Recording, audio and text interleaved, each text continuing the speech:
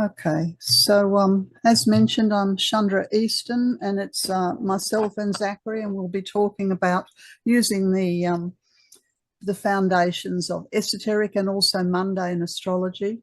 And of course, we're going into theosophical and specifically theosophical concepts in and out of that, because that's our background. The theme for this is the Tariff Wars, well, war or wars, and the new epoch that we find ourselves in, not just on a financial level, but on all kinds of levels. This is briefly the overview. I look at the chart for the announcement when President Trump announced the tariff war.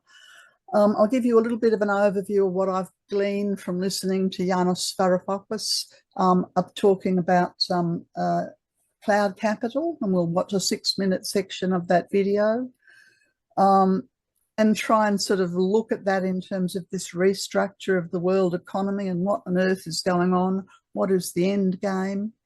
I find Yanis extremely insightful when speaking. I should say he's a professor who teaches in a Greek university majoring in economics, and we'll watch another 7 minutes when he speaks about techno-feudalism and what it is, and that's his view of the world and the economic territory that we find ourselves in. Then I'll have a look at the Easter full moon chart. That was last weekend. What's today? Thursday. That was last Saturday. And then I'll talk a little bit about the fixed cross, which is basically purely esoteric psychology and an understanding of the spiritual unfolding of humanity. If people have got things they'd like to discuss, we'll stop then and go into the discussion. Then we'll go on and look at Neptune entering Aries. I'll look at the chart, some of the keynotes of Aries, the nature of liberation and liberty, themes of death and the burning ground, 0 degrees Aries, and then a little bit of a look at the world events that occurred on the 30th of March. Hopefully that'll take us through, and then time for a chat, but hopefully that'll take us through to about 8:30.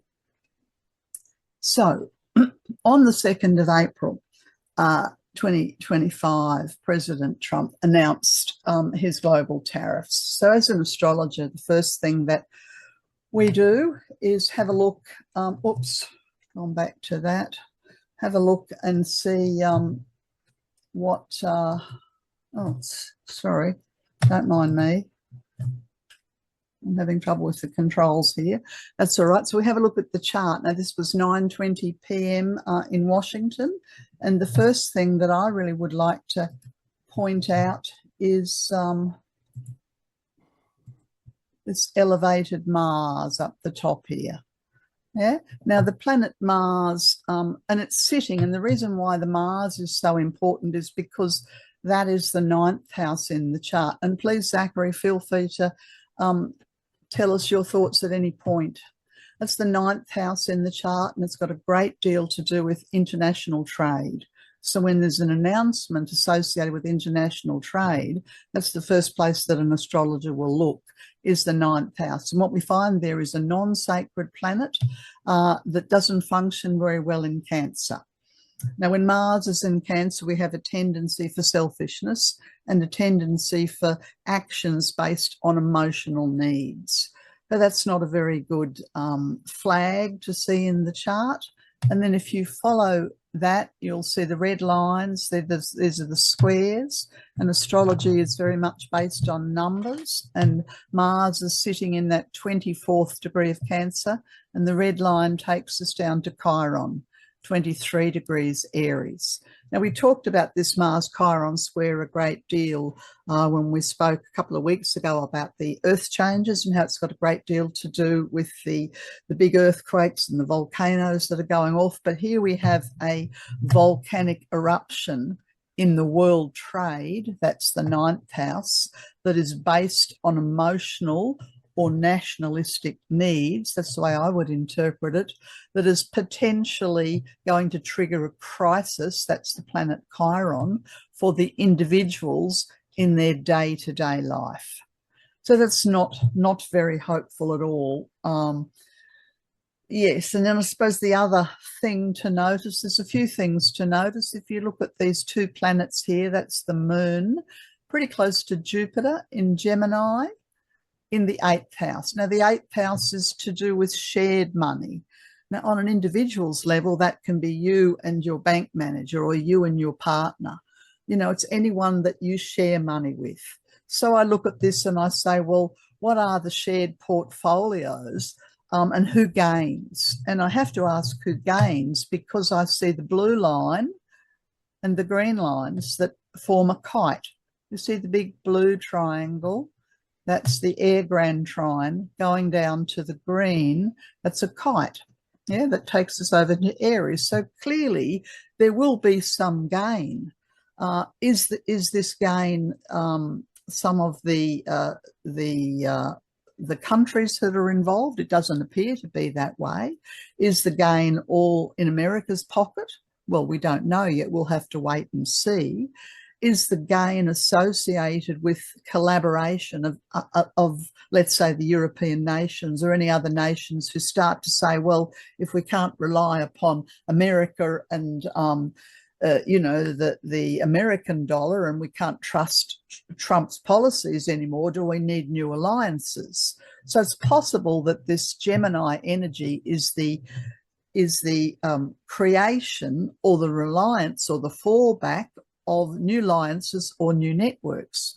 But it's also possible that this could be some of the people who are in the background behind this announcement who are possibly going to gain from this.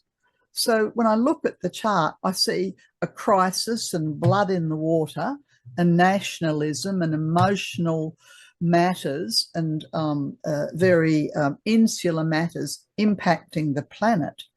Yeah. I also note the 5th degree of Scorpio, and Scorpio is a very interesting sign of the zodiac, and well, it's actually 5.5 degrees, 546 degrees Scorpio, and that has a great deal to do with any comfort patterns. The Tibetan, in his book on esoteric astrology, talks about the degrees of Scorpio and how they effectively represent different faces of the human shadow or the human dweller. And so the 6th degree of Scorpio is associated with, on an individual level, if you find that in your chart, it means that you've got a habit that you're very comfortable with that is getting in the way of the soul growth. So I think there's an emotional habit to do with insularity that is getting in the way of the American nation. And yet I wonder who it is who's going to benefit from this fire air kite that's going on.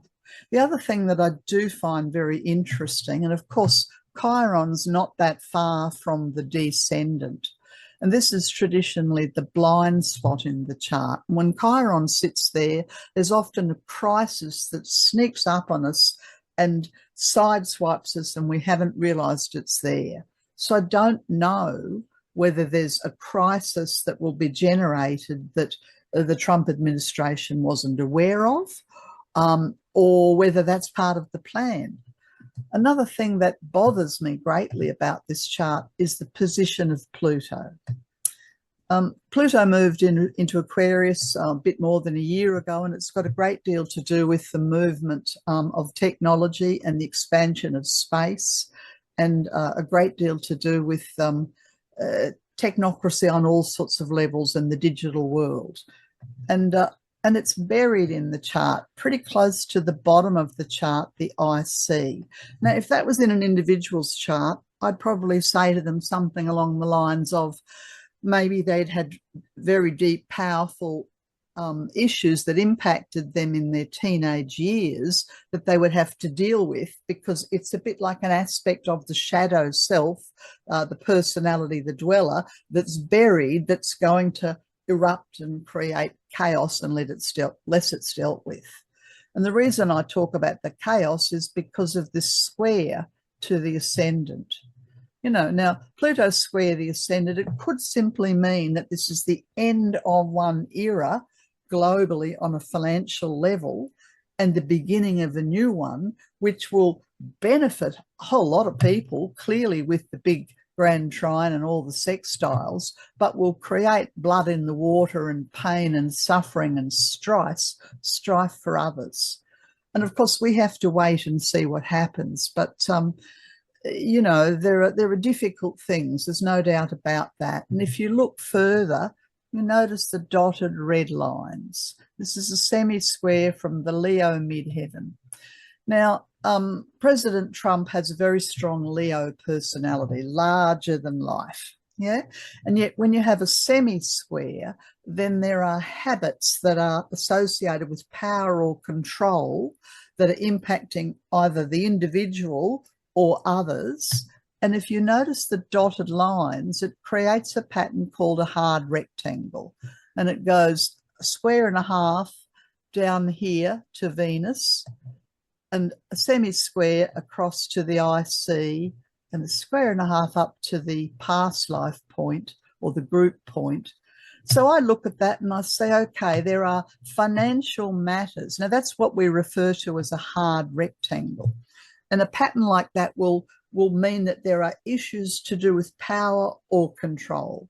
Now, sometimes people have them in their charts when they are victim to somebody else's abuse or power. Other times, it's a warning not to misuse our own power. Yeah? So I look at the hard rectangle and I say, well, the handling of power is extremely important. And then because of this buried Pluto, I'm inclined to think that there are power issues associated with the movement into the technical or the digital world that are underpinning some of the issues, some of these decisions.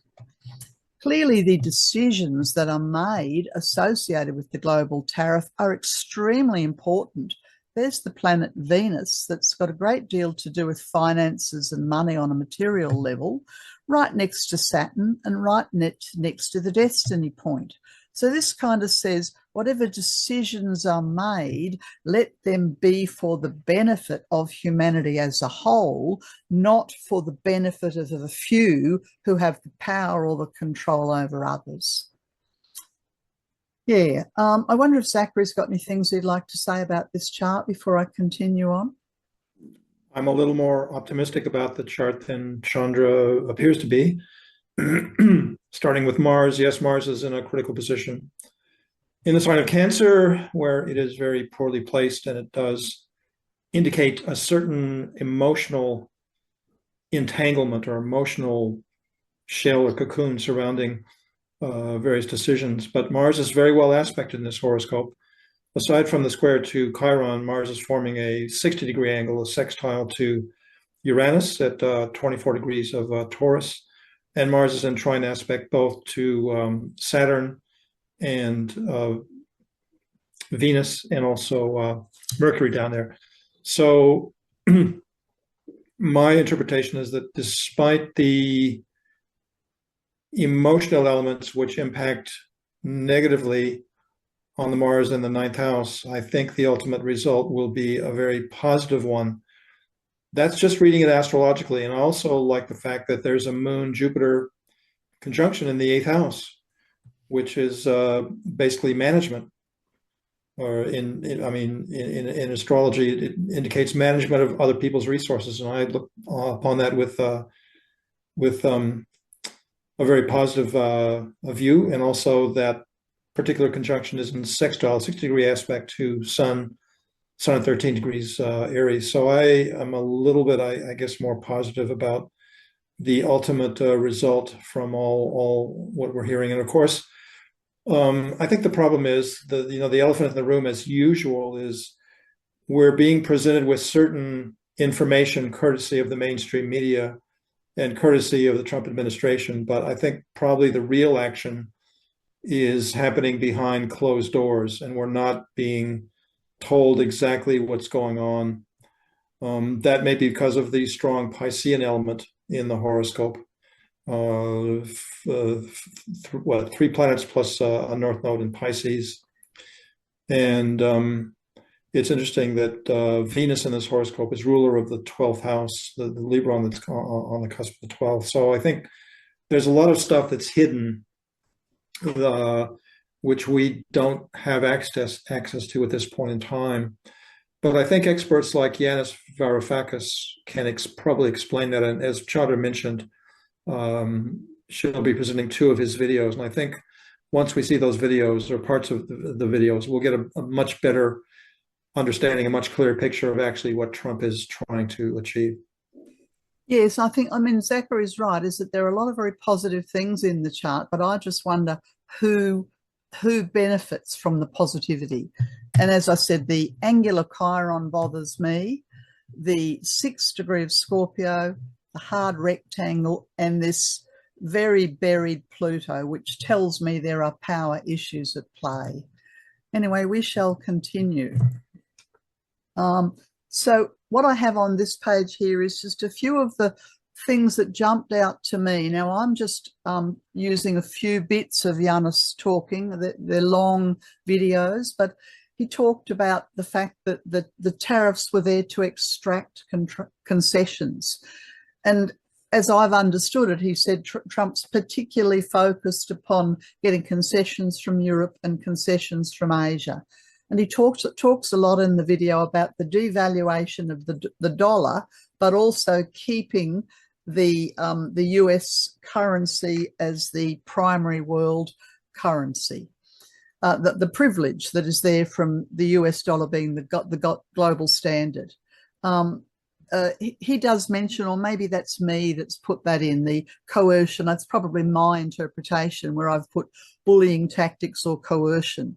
And I think the reason why I look at that is because I'm very aware that Donald Trump, in his natal horoscope, that his shadow self comes out through his Mars, and he has a tendency for that.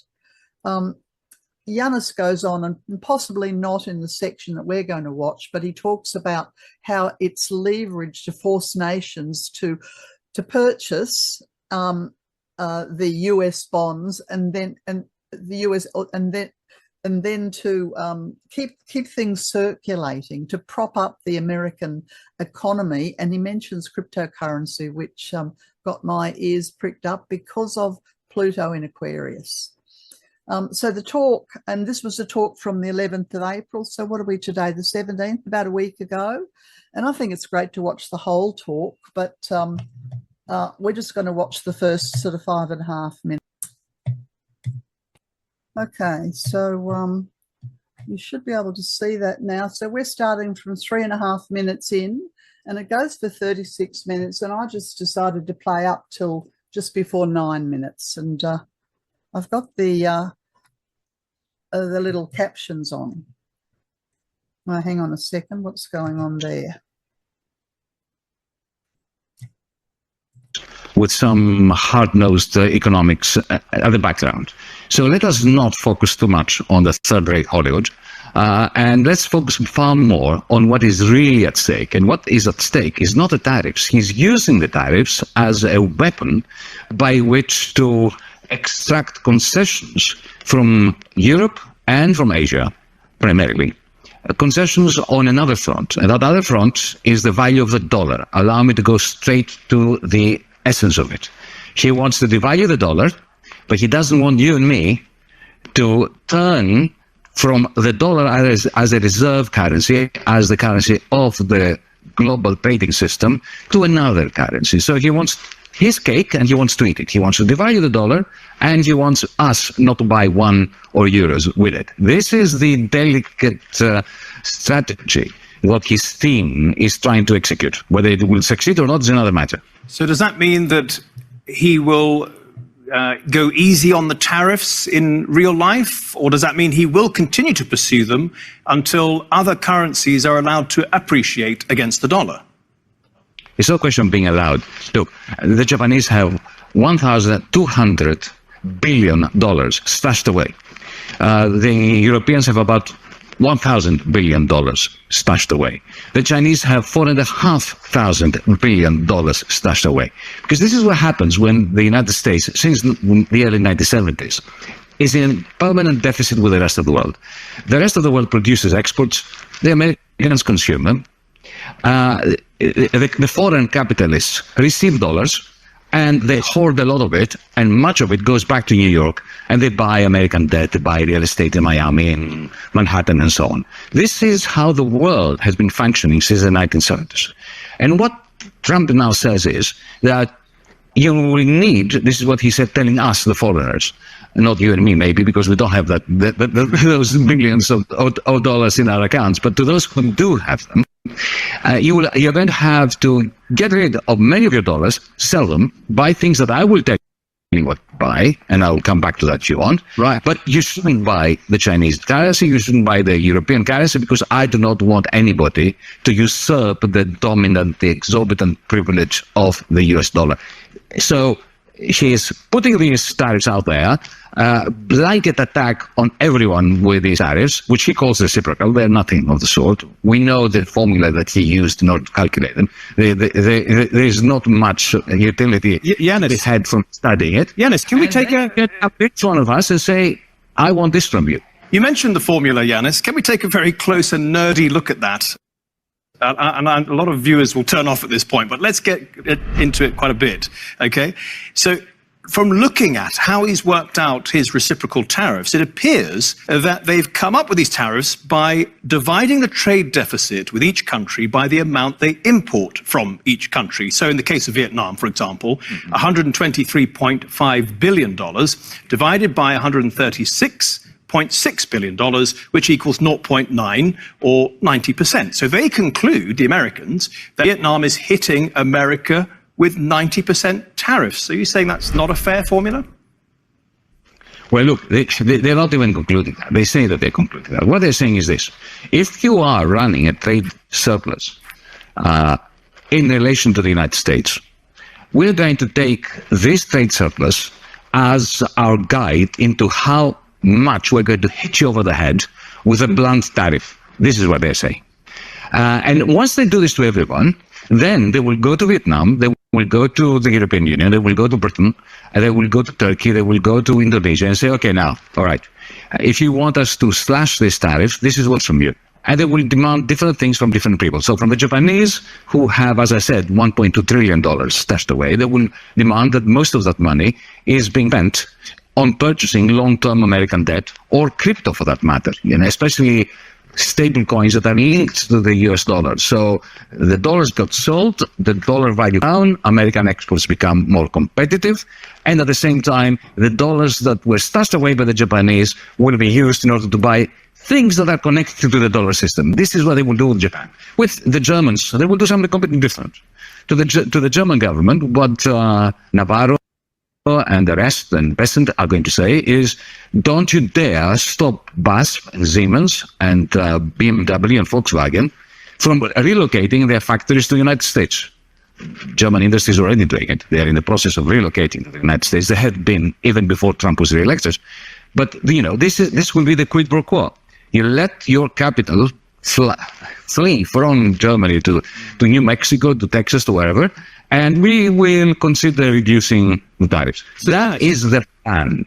So, Yanis, whether or not we should take him at his word. I'm just going to leave that there. As I said, I find it a, oh, hang on a second, I'll stop that one. I do find him very insightful, but we shall just continue on with our slideshow. But certainly, for me, it kind of explains things, because I find the world of money and economy beyond my understanding. But that discussion about the fact that it's being used as a blunt instrument to hit people over the head, and that the negotiating power will be different for the different countries, seems to make sense to me. In that video, Yanis then goes on to talk about the global debt, and basically the level of debt that was put on third world countries after the Second World War. He talks briefly about the World Bank.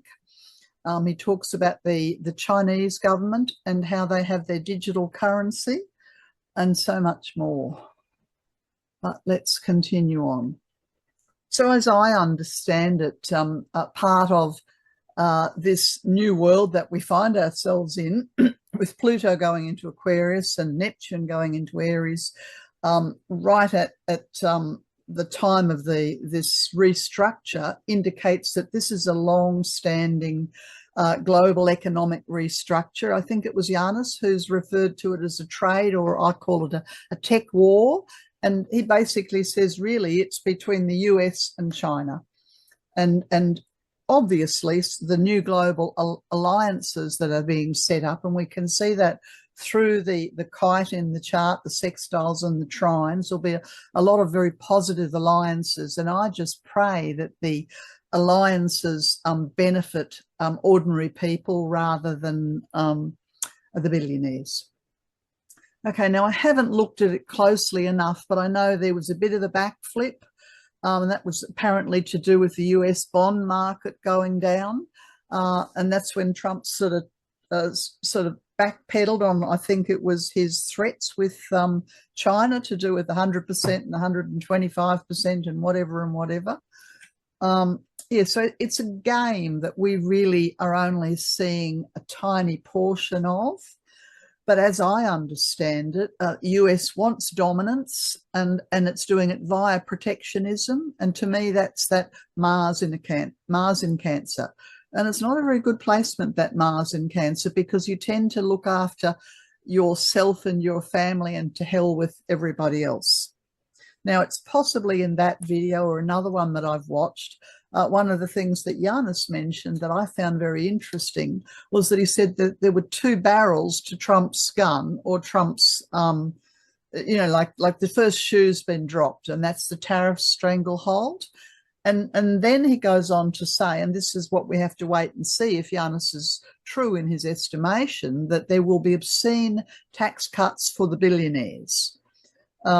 And that's what we haven't seen yet, but that's what Giannis has foreshadowed. And I'm quite worried about that. And I'm worried that that might be part and parcel of the big air grand trine in the chart, because there's clearly a great deal of benefit. What I would like to see would be a neutralisation of the debts that were there from the Third World War and the Second World War, and maybe that will happen and benefit to the ordinary people. What I don't want to see is the tech giants, you know, creating more and more and more money for themselves through the digital economy. Okay, so what is the end game? Now, it's Giannis who uses the word techno-feudalism. I'd never heard of that before, but I have certainly followed Catherine Austin Fitz for maybe a year or two now, and she talks a great deal about the removal of cash and the instigation of the digital money and the digital networks that have been set up, in fact, the digital prison. That is not just financial, but it's political, it's health, it's on so many levels, because everybody, many people are involved in them. But Giannis says, well, the end game is to maintain the American control, the hegemony, and he speaks about cloud capitalism as one key component of that, and he talks about the devices or the machines that are being used for behaviour modification. And then he uses the word the digital fiefdom. Never heard of that. And he speaks about cloud rent instead of bricks and mortar rent. Okay, so when he was speaking about those three components to techno-feudalism, I started to think about the unicorn companies, the billion-dollar companies, and the obscene wealth that's been created in the, you know, the Facebooks of the world and the Amazons of the world and the Microsofts of the world. Yeah. And well, I found that picture somewhere that just sort of, who knows whether that's true or not, but I guess that's my concern and my fear, that the end game will end up benefiting these people, the technocrats. I did look up techno-feudalism. I'm just mentioning that to my mind, and I may or may not be correct, I think that when Giannis talks about techno-feudalism, he seems to be talking about the same thing that Catherine Austin Fitz talks about when she talks about the digital economy and the digital prison that's being set up. Yeah, it is clearly a new ideology. I mean, because Giannis is Greek, he uses the word the global minotaur, and the minotaur is the face of the lower beast of humanity. So that's clearly the danger. And I reflect back to that buried Pluto in the chart, and I worry that there are power issues that are underpinning everything, that are the equivalent of the global minotaur. Yeah, and of course there's a lot of concern about the bubble. So nobody wants another stock market crash. And that's why Giannis proposes that there will be this three-pronged solution: the cloud capital, where the technocrats become the new landlords, where money is purely digital. And effectively, he says that this is a new Cold War with the US against China. So that's Giannis's take on it. And as I said, I know nothing about it, but to me, he speaks with a degree of authenticity. Let me see if I can manage it. 9 minutes, and we're going to watch 7 minutes of it. And this is Giannis and he's in an interview with two people, Michael Hudson, who I'd never heard of, and this other lady whose name I can't remember, Anne someone or other, and all three, Anne Pettifor, and all three of them have wonderful qualifications around economy. Let's just wait a minute till the sound kicks in. Is very poignantly bringing into the conversation about the global order of things. Is what I call cloud capital.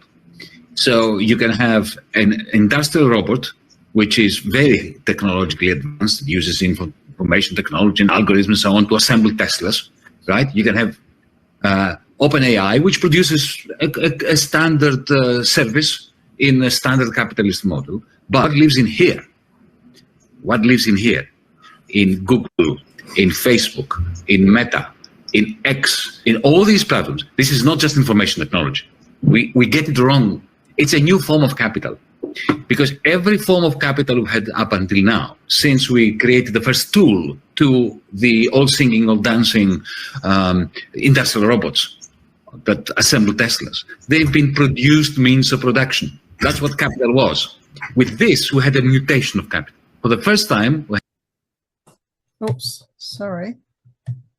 Just let it load again. We have automated systems that are not produced means of production, but are purely produced means of behavioral modification. So unlike the machines that Henry Ford employed to produce other machines, Model Ts, and to create a monopoly capitalist system whereby he used the monopoly profits in order to buy newspapers, to influence people and governments, and to rip up all the streetcars, the trams, in order to replace them with his own cars. And like that, Jeff Bezos doesn't sell anything. I mean, he doesn't sell anything he makes. His capital, his cloud capital, has created a digital fiefdom in which he's encased producers and consumers, charging the equivalent of ground rent, of the feudal ground rent, which are called cloud rent. And today, most of the value in the New York Stock Exchange and NASDAQ, it comes from cloud rent. It doesn't come from capitalist profit. It's exactly what Michael was saying.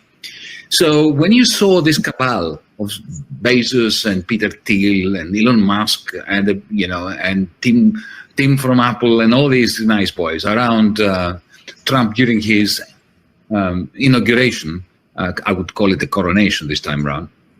And what you saw was these cloudalists, the owners of cloud capital, who some of them are losing a lot from the tariffs. Like Elon Musk loses a lot from the tariffs.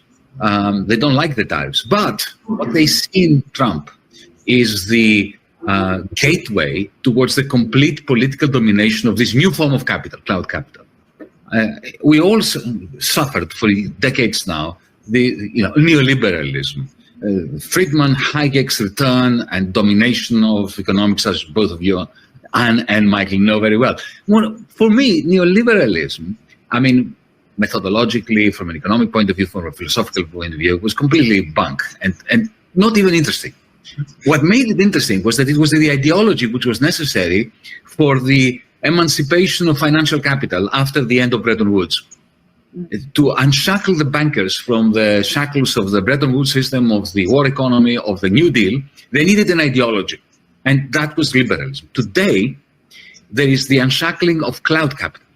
It was financial capital back then, now it's cloud capital. And Trump is a vehicle for that. And we have to see, as Michael said, what he does, not just in terms of tariffs, maybe he's got his own fixation that comes from the 19th century, McKinley and so on, all of that. But there is an interesting plan happening here. Essentially, his team, if you look at Stephen Miran and his famous paper, if you look at what Scott Bassett has been saying, they have a clear plan, not so much Trump himself, which, Trump is very much influenced by the last person he speaks to, right? But his team, don't forget that, Nixon changed the world, even though he wasn't truly familiar with the Nixon shock. He didn't have the depth of thinking of somebody like Paul Volcker, who was in the team with Henry Kissinger. These people knew what they were doing. They were bringing in what Michael's book refers to as super imperialism, what I much later described in my own Greek way as the global minotaur, the same story. Right? It starts with Michael's idea. These people they're really worried that the world of the dollar, the dollar universe, has become so large relative to the manufacturing sector of the United States that they want to bring some manufacturing back to the United States in order to rebalance this ratio between the dollar sphere and the actual machine sphere.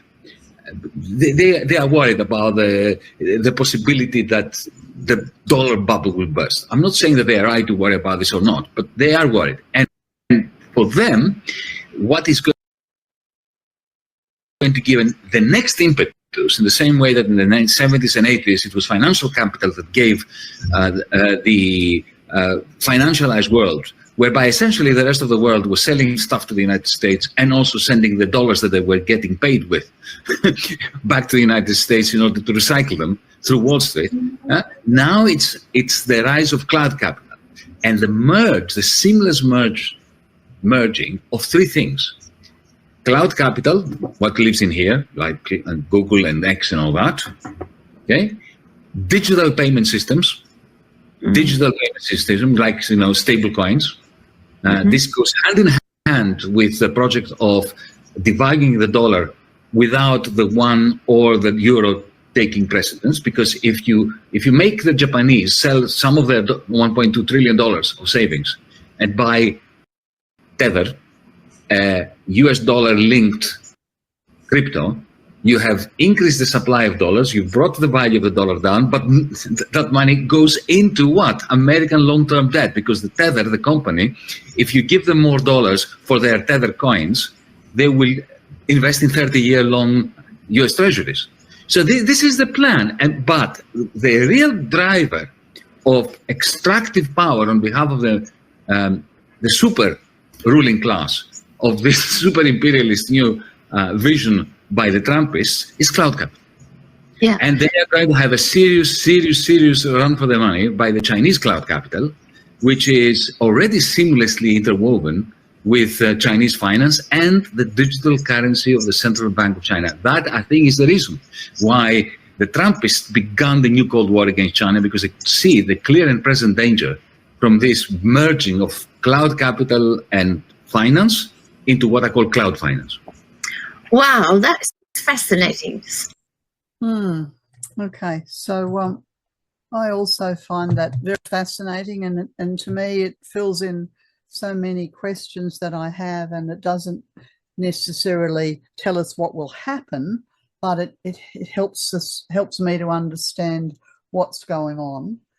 We might just continue with the slideshow, and we'll have a bit of a chat about all of this in a little while. Okay. I think it's just about to load. There it is. Very good. All right. So if you're interested, I did listen to the whole video, and I found that Giannis speaks more eloquently than the other two people, I thought. And so about a third of that video is Giannis speaking. Yeah. So techno-feudalism. I looked it up online and I found this definition. No doubt there are other definitions, but this one seemed to say it to me. The vision underlying the techno-feudalism thesis is that 21st century capitalism has been superseded by a new economic system overseen by big tech. Well, hasn't this been happening since the 2000s? You know, about 20, 25 years, almost. I don't know how many people on the planet these days carry a mobile phone. I know myself with my health issues, it becomes increasingly difficult for me to shop because people pay by pulling their phone out and tapping it, and I get violently ill. So I was downtown today trying to just buy food, and it's just a nightmare with the Easter crowds for me because everybody's paying with their mobile device, and I can't stand in the queue and I can't stand next to a person. Anyway, I think it's probably something like, maybe it's as high as 90% plus of the adults on the planet who have incorporated the mobile phone into their world and the digital system. At the core of the argument is the idea that today's capitalists are not by and large reinvesting their profits to develop new capacities to expand output or increase labour productivity. Rather, an increasingly ludicrous share of growth comes in the form of surveillance platforms, we know this already, with tenuous relations to workers who make widgets for profit.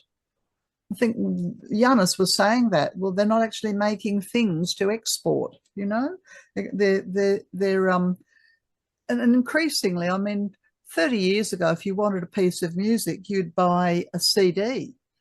My children, they all sign up and pay a monthly amount of money to somebody in order to get their music. And many people find that they have 10, 20, 30, 40 payments coming out a month because they're signed up to different digital platforms and paying a small amount, but every single month for all kinds of things.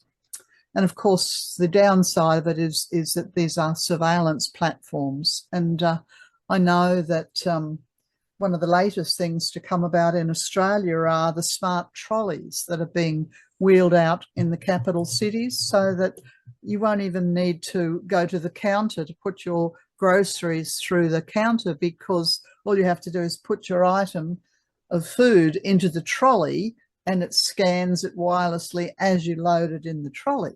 And of course, for someone like myself with a sensitivity to the mobile world, that means I won't be able to go into a supermarket. Yeah, so there's surveillance and the techno-feudalism model establishing a monopoly position and using sophisticated data extraction to secure it. And of course, globally, we saw this with the pandemic. Everybody all of a sudden needed to download this app so they could be tracked and they could be traced. And that's a whole other story that I won't go into. So this is not new for any of us. Okay. Just to change track a little bit, but not really changing track, we are in the middle of the Easter festival. Now, the Easter full moon, and you'll see this particular chart, was last Sunday, the 13th of April, and I've cast it for 8:21 a.m. For Shigatse in Tibet. And the reason I've done this is because the Easter festival is the Aries, the sun in Aries and the moon in Libra. And this is the first of the three major festivals, spiritual festivals, where there's a dissemination of a holy light that comes from the spiritual hierarchy of Earth to humanity around the full moon period, basically from last Sunday through the festival that we know as Easter. So if you want to see the, let me find the little Duvalaki there. If you want to see the full moon, well, here's the sun in 23 degrees Aries, and there's the moon in 23 Libra, Yeah. And then you'll notice the number 23 up here on the midheaven, and the number 23 down the bottom, the IC. So effectively we have an angular cardinal grand cross set up, taken from the vantage point of Shigatse, the one of the strong foci for the spiritual energies. This is only a couple of weeks after, well, it's only 11 days or something after Trump's announcement. We still have the Piscean planets, Venus and Saturn, and the North Node and Mercury there. What we do have that is extremely interesting is Chiron associated with the crisis on a personality level, or synthesis on a soul level. So we have a crisis for humanity coming out of the Trans-Himalayan retreats that will hopefully bring about synthesis. And there we have that planet Mars that we saw elevated in the earlier chart. Here we have it down at the bottom of the chart. Now, one of the things that I noticed was see the little letter S there? The planet Venus is stationary. Now, Venus has got a great deal to do with the world of money and the world. It's the exoteric ruler of Taurus. And so we have a Taurus rising. And interestingly, we have the 5th degree of Taurus. Now, when Trump's announcement came out, we had 5.5 degrees Scorpio on the ascendant. We have a reverse position here, a 5.5 degrees Taurus. Now, when I think about 2025 and I think about the major festivals, I'm very well aware that we have an opportunity for humanity and their spiritual growth and their spiritual progress. And one of the ways that this progress will be demonstrated will be how we use money and food and shelter, all Taurian matters. And so I look at it and so I think, okay, well, matters to do with money and shelter and food are very primary from the point of view of the spiritual hierarchy at the Easter festival. Yes, I think that's probably all. And the very fact that we have the big cardinal grand cross says that there is a crisis. It's like, well, it's like knocking a beehive. You know, humanity will be stirred up, and hopefully out of this stirred up energy will come the capacity for sharing and generosity and the sharing of assets or money or land or food, those kinds of things, rather than what we currently have is a crisis going on Earth that we don't seem to be able to get to the end of, in terms of the wars that are happening everywhere and the environmental chaos that's happening everywhere. Before I continue on, I'll just see if Zachary's got anything you wanted to say about this chart. Well, I don't have much more to add. I just, there's a, you know, Mars is in sort of a difficult position, squaring both the sun and the moon, and I guess it's actually opposite Pluto too. So it's not a really a pleasant chart. No, you could use that phrase. It's not a pleasant chart. And again, I notice I don't think I've said it before, Mars is a non-sacred planet and so is Pluto. So in the announcement to do with the tariffs, Mars was sitting up the top and Pluto was down the bottom. And now they're reversed from the perspective of Shigatse. But we have the two non-sacred planets in what we'd call high focus astrologically. So it seems to me that the crisis that is being initiated as a result or facilitated from the spiritual hierarchy is to flush out the non-sacred, the low vibration of humanity through crisis, particularly around matters to do with food, shelter, land, and security. Okay, I shall keep going. Yes, the Aries and the Pisces stellium were there, and they've been there for a couple of months now. That Venus stationary, I don't think I talked about that. I'll just go back and show you. There's the Venus with the little letter S on it, which simply means that it's from the perspective of Earth, Venus is not moving forward or backwards. It's frozen as a moment in time.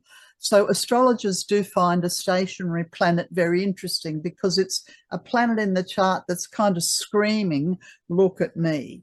Now, because of the Venus, and because Venus is the exoteric ruler of the Taurus, you know, this issue that I think the hierarchy would like us to share: food, land, money, resources, shelter. And yet there's a crisis where we're frozen in time with that. Now, if for this reason, I looked up the Venus Sabian symbol, and it said the purging of the priesthood. And to my mind, when I heard that phrase, I thought, who are the modern priesthood? And my mind immediately goes to the tech billionaires, to the unicorn companies. Now, your mind might go somewhere else. You know, it could be that it's the false prophets anywhere, but there's a priesthood, or it could actually be that it is the religious organizations. But the Venus says there will be a purging of those who are holding high office on a religious level in the Piscean manner. And we are leaving the age of Pisces and going into the age of Aquarius. So I wondered if these guys here are the priesthood. Now, that's my interpretation. You might have something else entirely. But and then I jumped ahead. Now, this chart here is cast for Saturday. Today's Thursday. No, 2 weeks' time. That's right. Saturday, April the 26th. And the reason why I've cast this chart here is because I wanted, oh, sorry, I've lost it. I wanted to point out to you, let me see if I can find the little pointer again.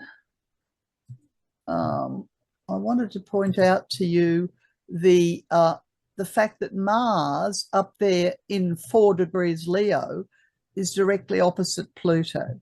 Now, Zachary made the point that he didn't like the look of the Mars-Pluto was coming into opposition, you know, in the Easter chart. But here, by the end of April, that's Saturday the 26th, they're exactly opposite. And because of this exact opposition, 348 and 348, I thought I'll just do the chart and see what's happening, because there's the 2 non-sacred planets in a battle. Yeah.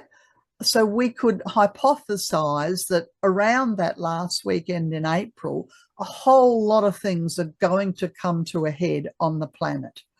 Maybe they'll be the things to do with this tariff war. Maybe they'll be the volcanoes. Maybe they'll be the earthquakes that are erupting. But issues to do with power are erupting. Maybe it will be the war in Israel, or, you know, the war in Ukraine. Maybe it will be something else to do with some of the other wars that are going on. Because you see here we have the Sun, 7 degrees Taurus, with a square to the Mars in Leo and a square to the Pluto, and over there a square to the Earth in Scorpio. Now, this time the Sun and the Earth are in the 7th degree of Scorpio, and they've moved into the degree of money. Remember, I told you that the Lord Dwell Cool speaks about the degrees of Scorpio, and that the 3.5 to 6.5 Scorpio is associated with feeding one's own physical comfort patterns. But the degree from 6.5 Scorpio on to 9.5 is associated with money. So I look at that and I go, okay, the issues to do with money are coming to a head. And of course, we know that all the wars are driven by money. Certain people profit.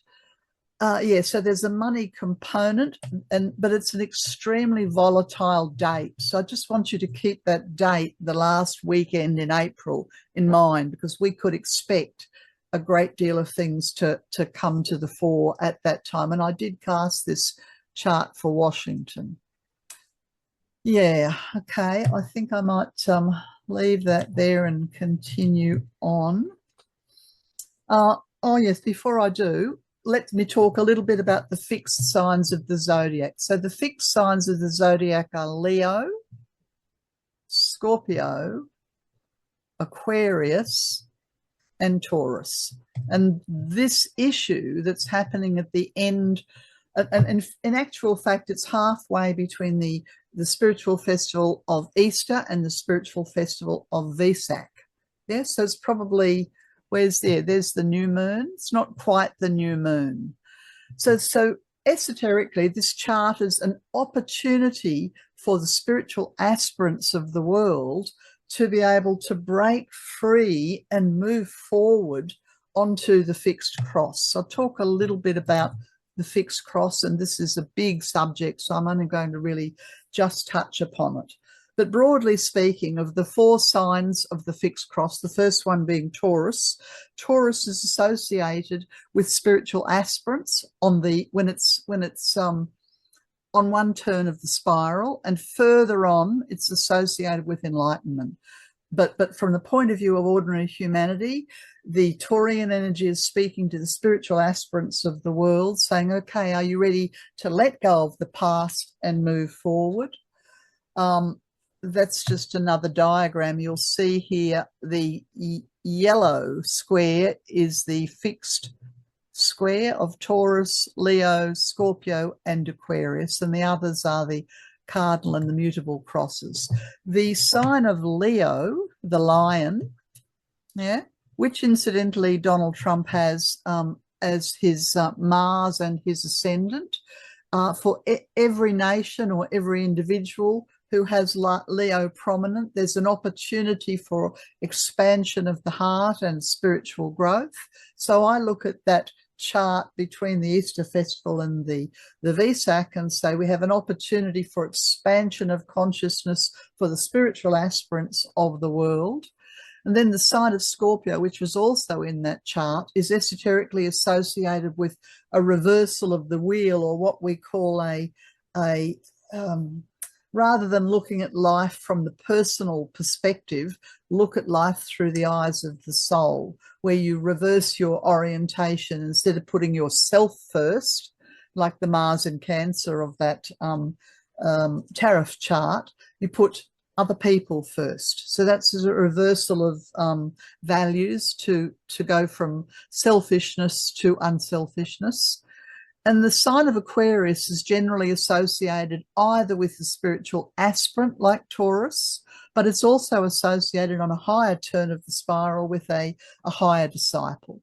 But for the point of view of broad humanity, we would say that the spiritual aspirants of the world, through the signs of Taurus and Aquarius, are being offered a great opportunity to clear and transmute some of their old Scorpio karma, reverse their orientation, and move into spiritual, onto the fixed cross, and take the first initiation. So it's a great point that we're living within, and I think I'll stop there and see what comments or questions people have. So please feel free to unmute yourself. I don't know, we've got a half an hour. We'll see how we go. I've been there until March 2039. So we're talking 14 years. Apart from a brief period, that's October to December at the end of 2025, when it goes back ever so briefly into Pisces. So what's it all about? Well, Neptune's associated with the mystical and the spiritual, but it's also associated with the dissolution. And because of the Piscean era, the 2,160 odd years, we have the final last gasp of the Pisces age. And then Aries is the first sign of the zodiac, and it's a new cycle that's commencing. And the Neptune in the Piscean was, well, the gods on a throne somewhere out there on top of a mountain. Whereas in the Aquarian age, the Neptunian energy says, well, no, it's the God immanent. It's the God within your heart. It's the divine spark within yourself, which our teacher, the Lady Ananda Tara has spoken about as the age of the heart. But the $6 million question for humanity is, what vibration of Neptune are ordinary humanity relating to? What is it that's sacred to the individuals? Sacred being the Neptune and the individuals being the Aries. Is it the almighty dollar that's sacred? Is it sympathy for people who suffer, or compassion? Or is there an understanding that there's a divinity, a divine light within ourselves and others? Well, we certainly hope that the majority of humanity at least move beyond sympathy and start to develop compassion for the fellow man, and that will then give us the opportunity to walk away. But we have a test to do with the almighty dollar, because it funds all wars and it creates this enormous inequality. Yeah, and this is what we don't want. The digital guardians of the sacred technology, the tech priests of the world. And as I said, that stationary Venus was to do with the purging of the priesthood. So whichever priesthood needs to be purged, may it be purged. The Lord Dwell-Cool, in his book Esoteric Astrology, talks about the keynotes of Aries as expressing the will to be and to do. Yeah, that's unfolding the power to manifest, entering into battle for the Lord, and arriving at unity through effort. So if you translate that into the modern lingo, you could say we need to align with the strength of the divine will to be within ourselves, and we need to act on that and unfold our soul energy to manifest, and if necessary, go into battle where it is that we feel there's an issue that we have to take a stand on. And that what that is for you might be different to what that is for me. But I interpret that entering into battle for the Lord, meaning following our heart, following our convictions that are important for us. And eventually we will arrive at unity, yeah, through effort. And unity is one of the keynotes for the Aquarian age, not separation. And the Lord Dwell-Cool talks about creation and being and activity and strife as the various stages before we get to synthesis. Yeah. So because Neptune's going to take 14 years to move through Aries, we could say at the very least it's 2025, but it could go on for 14 years. This whole process of what do we value? Where do we put our faith and our hope? Is it the mighty dollar? Is it compassion? Is it the divine within? And we'll be going through these stages of creation, being, activity, strife, and synthesis. Beautiful image there of the ram, Neptune. I wanted to talk just a little bit about liberty. And the reason for this is because Donald Trump spoke about the tariffs when he gave his announcement, as he called it, Liberation Day. Now, as an esotericist, I think of liberty associated with third ray, and it's connected to the Holy Mother, the Holy Spirit and the Holy Mother energy. However, we know that esoterically, and here now I've gone into the realms of esoteric psychology, but we know from the realms of esoteric psychology that there are 7 frequencies, 7 visible frequencies of light, and the third frequency, that's the third ray, has a keynote associated with liberty.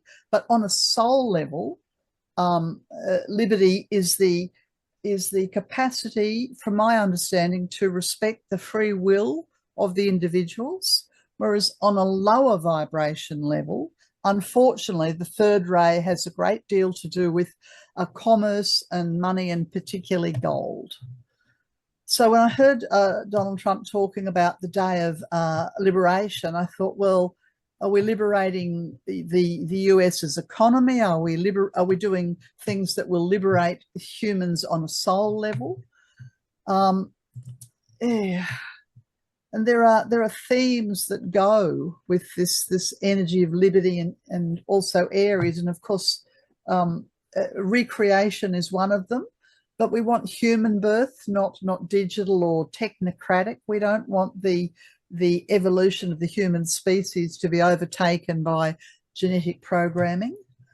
Regeneration is another one of the keynotes that we would like, but we want spiritual regeneration and regeneration of the earth. Humanity as a whole need a reorientation from the mind to the heart. We need a renunciation from selfishness to selflessness. And the Lord Dwell-Cool talks about the keynotes. If the ego is using the sign of Aries, then the phrase is let form again be sought, which simply means, okay, if you're going to stay on the physical plane entirely, exclusively, you'll be back in incarnations, back in the physical world of its own. Whereas if the Aries energy is accessed from the soul, then the keynote is I come forth and from the plane of mind, I rule. But this is the higher mind, not the rational mind, not the analytical mind, but the intuitive mind, the higher mind. And this is the way for the liberty for all. Now, in those charts that we looked at, there's a lot of Aries and a lot of Pisces at this point in the sort of early months of 2025.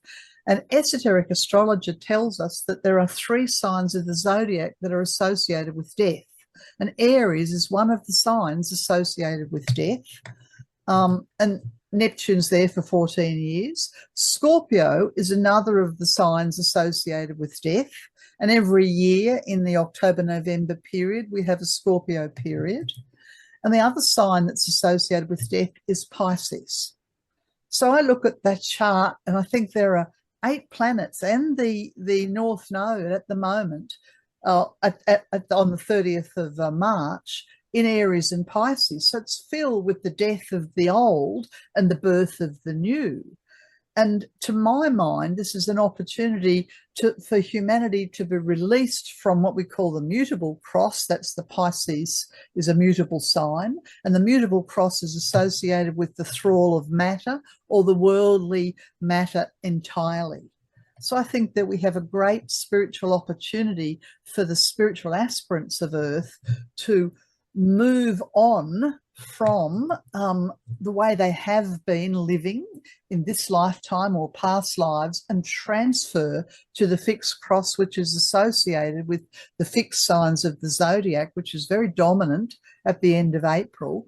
And we will do this through spiritual fire, because spiritual fire, and particularly electric fire, which is associated with something we refer to as the burning ground, is very much associated with the sign of Aries. And the Lord Dwell-Cool tells us that at points along the path of life, Aries forces the soul, excuse me, onto the burning ground and subjects it to a purifying process during incarnation. So we have this death energy everywhere. Part of humanity, i.e. the spiritual aspirants of Earth, are being forced onto the burning ground. Forced is a strange word. I'd say that their souls are choosing to take the opportunity of this cleansing. But we have spiritual fire. Excuse me. And of course, not only do we have the death of the old, we have the opportunities for the birth of the new. And the earth is showing us this through the fire, and we have the volcanoes going off everywhere. Excuse me, my throat's gone funny. That's I don't know how you pronounce that, Popocatépetl in Mexico. Popocatépetl. Thank you. This is Etna in the Mediterranean. We'll also have Kilauea in Hawaii going off. There's a great concern about Mount Spar volcano going off in Alaska. We have the earthquakes are erupting everywhere. So we have all around us the signs or the opportunities for the aspirants of Earth to move forward with spiritual growth. And then as Neptune enters into Aries, the Sabian symbol for this is a woman arises out of the ocean and a seal embraces her.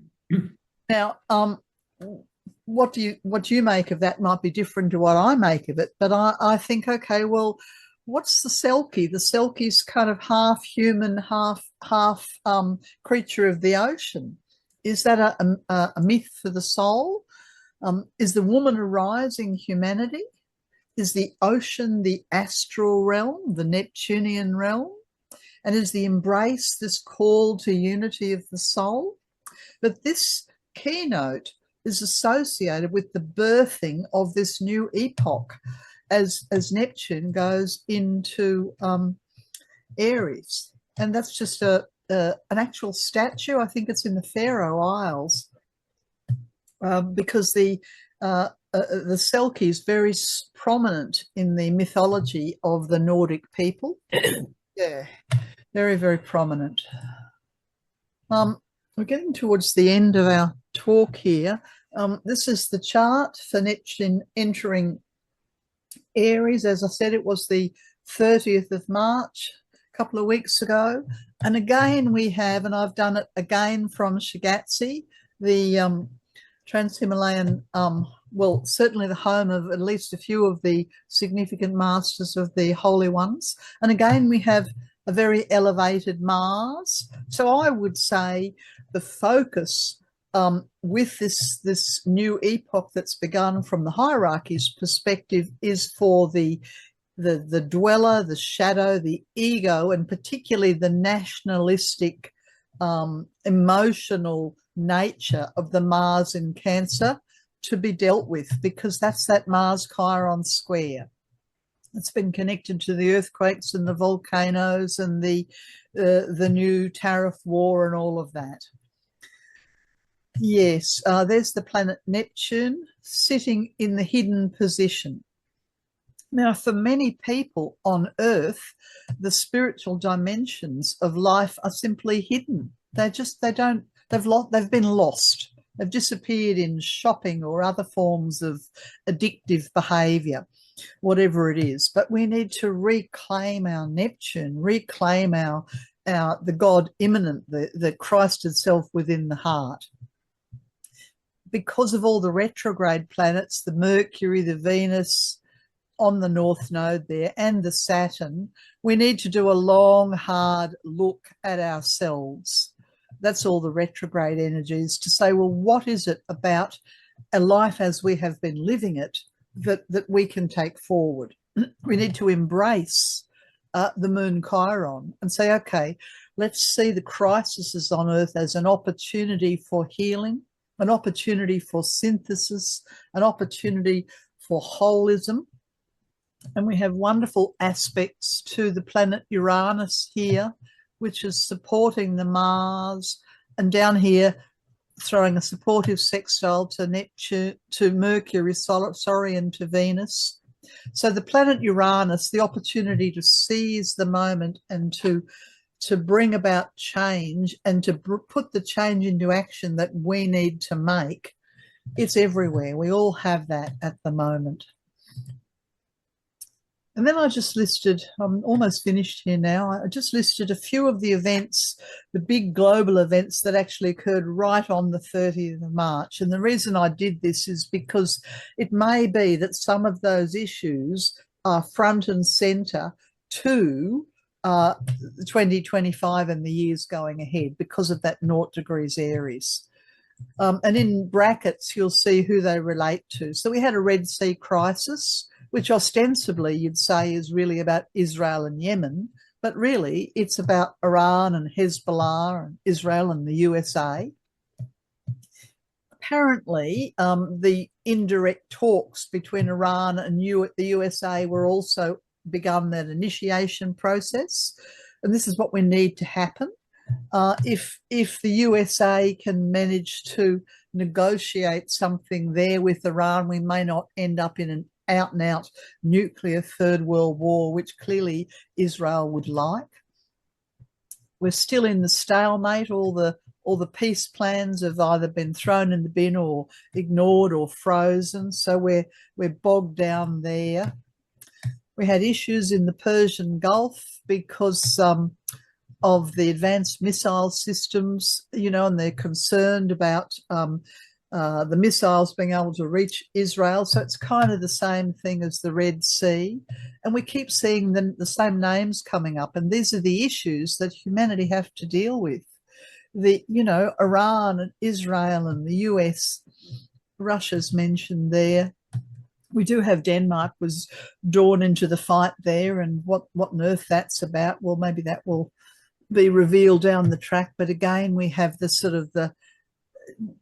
we don't know. Is it a land grab? Is it because there's resources there? Is it both land and resources? Remembering that land and resources are very Taurian, and humanity en masse will only be able to take the first initiation if we share Taurian matters: food, housing, land, resources, and money. And as well as that, we had the unbelievable tornadoes that were ripping through Texas. We had the big quake in Myanmar, was it the day after or the same day, I forget, and the big 7+ quake in the Pacific. So we had a lot of global issues to do with war and power and territory, and I think resources, and we had the Earth itself warning us, get it together, humanity. The only other thing that I saw that happened right on the 30th of March was that Germany launched their own space program. And I believe that's a first, and maybe that's part of, the US not leading the world in everything. I don't really know where or how that will roll out. But the other thing that I noticed was that the breaking of the fast for Ramadan was actually on the 30th of March. So there was one significant global spiritual event on the 30th of March, but the majority of the rest of the things were around money and power and war, or the earth warning us that time's up. Anyway, what can we say? We live in interesting times. I've also got lots of links. Now I'm going to post this slideshow on my website, and you'll be able to access it, and you'll see the various links. We looked at this one on cloud capitalism. We looked at this one on Trump's tariffs. There's another one there.